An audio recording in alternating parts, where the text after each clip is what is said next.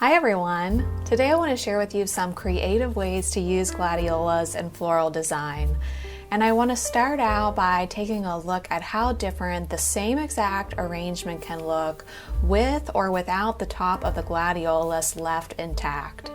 So this morning I made an arrangement with some beautiful cream perfection gladiolas. And to start with, I left most of the spikes completely intact. And so let's take a look at what that looks like. I think this arrangement has a really nice dramatic feel, but perhaps what I'm going for is more of a soft and subtle design, but still want those beautiful gladiolus in the arrangement. By simply removing the top of the gladiolas, I receive that entirely different feel I'm after from the arrangement.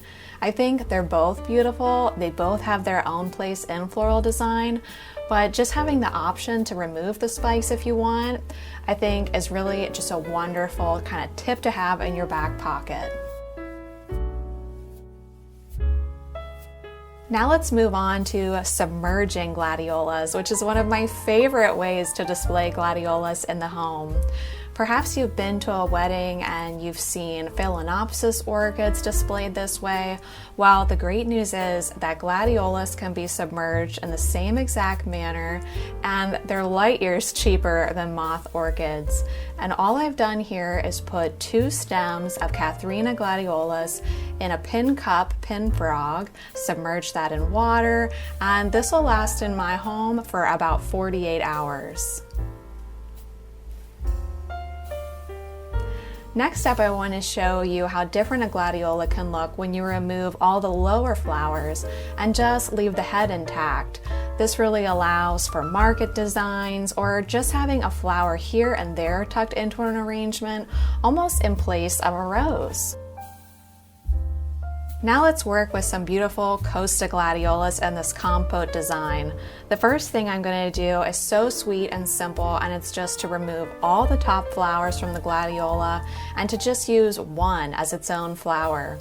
You can also tube individual gladiolus flowers.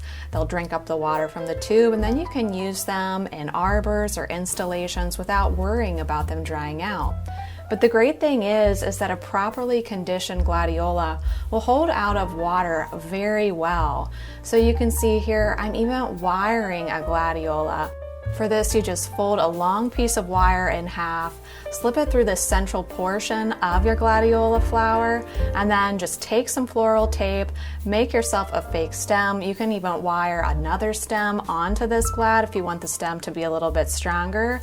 But since the glad can last out of water, it will be totally fine in this application for any kind of event that you might do. Well, I sure hope this video gives you some inspiration to get out there and cut a bunch of gladiolas and to do something new and exciting with them.